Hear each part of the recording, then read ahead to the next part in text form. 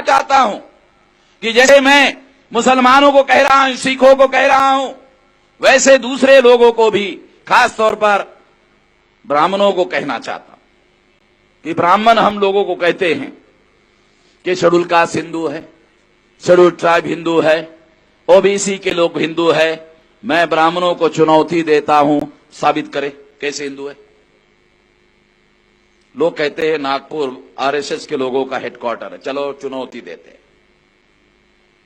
चलो इधर उधर चुनौती क्या देने का, अब आरएसएस का हेडक्वार्टर नागपुर है, चलो उनको ही चुनौती देते हैं।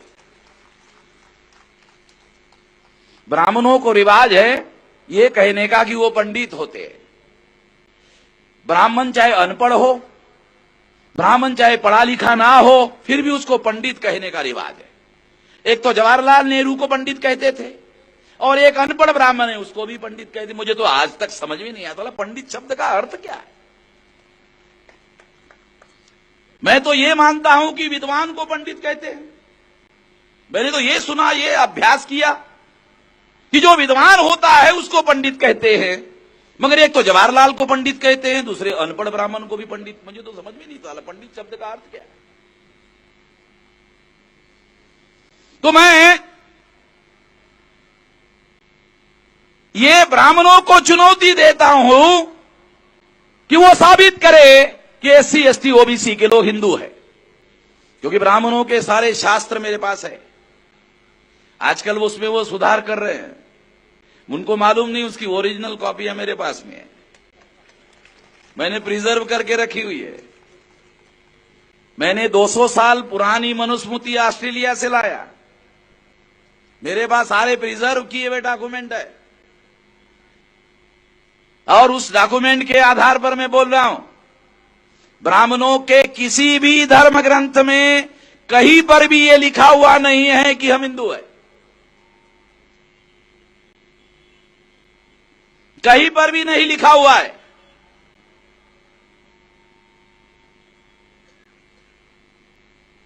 और जब कहीं पर भी हिंदू लिखा हुआ नहीं है, ये बात मैंने पूना में कही थी और मैंने ये कहा था कि इस सवाल का जवाब देने के लिए किसी एससी एसटी ओबीसी के आदमी को, मेरे इस सवाल का जवाब देने के लिए एससी एसटी आदमी को मत भेजना, इसका जवाब ब्राह्मणों को देना होगा। क्योंकि तुम एससी एसटी आदमी को भेजोगे तो मैं उसको सवाल पूछूंगा कि तुमने वेद पढ़ा, तो इधर उधर देखेगा वो आदमी, साले तुम वेद पढ़ा पूछ रहा है। तो मैं कहूंगा चलो कठिन सवाल पूछ दिया, अब तेरे को आसान सवाल पूछता हूं। वेद पढ़ा तो कठिन है, सवाल कठिन था, अब आसान कर दो। वेद को देखा?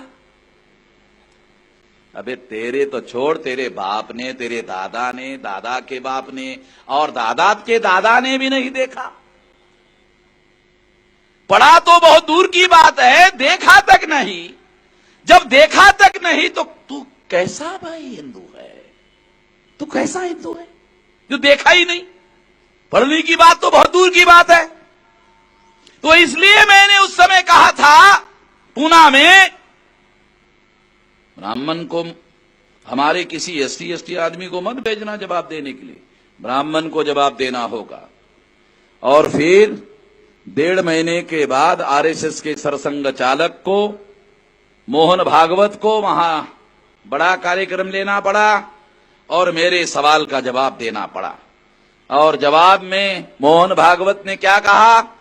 मोहन भागवत ने कहा कि हम सब लोग सांस्कृतिक दृष्टि से हिंदू हैं। अरे भागवत जी, बच्चों को ये पढ़ाया जाता है कि जवाब लिखने के पहले सवाल को समझ लो। आप तो बच्चे हैं नहीं, मगर फिर भी मैं कहना चाहता हूं कि आप जवाब देने के पहले सवाल तो समझ लो भाई कि मैं क्या पूछ रहा हूं। मैंने कहा कि हम लोग किस आधार पर हिंदू है, बताओ कौन से धर्म ग्रंथ के आधार पर हम हिंदू है?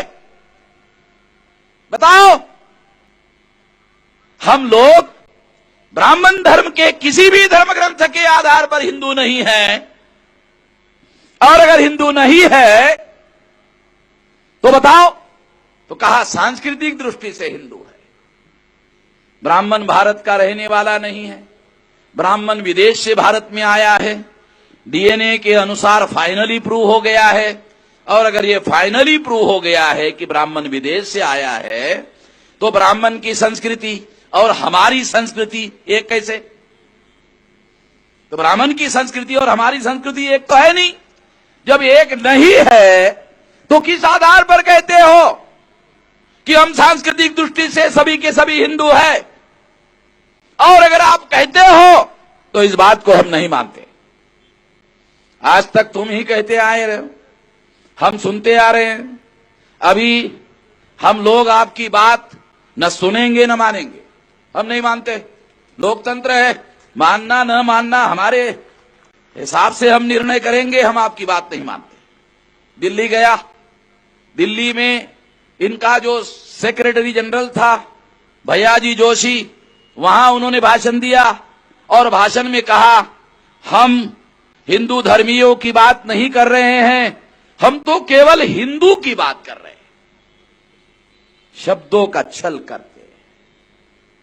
हम हिंदू धर्मियों की बात नहीं कर रहे हैं, हम तो केवल हिंदुओं की बात कर रहे हैं। इसका मतलब है हिंदू धर्मी अलग होते हैं और हिंदू अलग होते हैं। ये सारा शब्द छल जो है, ये शब्द छल हम लोगों को समझ में आता है। ये शब्द छल के जाल में अब हम फंसने वाले नहीं है। इसलिए साथियों, खासतौर पर मुस्लिम भाइयों, सिख भाइयों को मैं अनुरोध करना चाहता हूं कि वो हमें हिंदू ना कहे, ब्राह्मण को हिंदू हमें कहने दो, हम ब्राह्मण को निपट लेंगे। और अभी मैंने जो लॉजिक और तथ्य पेश किया, तो ये निपटने वाले तथ्य है। तो मैं निपट रहा था, आपको मैंने कहा था मैं निपट लूंगा, तो ये निपट रहा था। तो निपटने का काम मैं कर रहा था। उनके पास इसका कोई जवाब नहीं है, आज तक कोई जवाब नहीं है। इसलिए इन लोगों ने, ब्राह्मणों ने, हम इस देश के मूल निवासियों को 6000 जाति के टुकड़ों में बांटा। ये ब्राह्मण लोग 2-2.5 हजार साल से हम लोगों को 6000 जाति के टुकड़ों में बांटा। जब आजादी का आंदोलन चल रहा था तो ब्राह्मणों ने प्रचार किया अंग्रेजों के विरोध में कि अंग्रेज जो है डिवाइड एंड रूल पॉलिसी पर अमल करते हैं, यानी बांटो और राज करो। चलो थोड़ी देर के लिए बहस मान लेते हैं, स्वीकार कर लेते हैं कि अंग्रेजों का राज बांटो और राज करो। नेशनल दस्तक की आपसे गुजारिश है कि अगर इसको बचाना चाहते हैं तो नेशनल दस्तक को सब्सक्राइब करने के लिए रेड कलर के सब्सक्राइब बटन को दबाएं, फिर बेल आइकन की घंटी दबाएं। नेशनल दस्तक को बचाने के लिए बहुत जरूरी है कि हर खबर को शेयर करें, लाइक करें, कमेंट जरूर करें।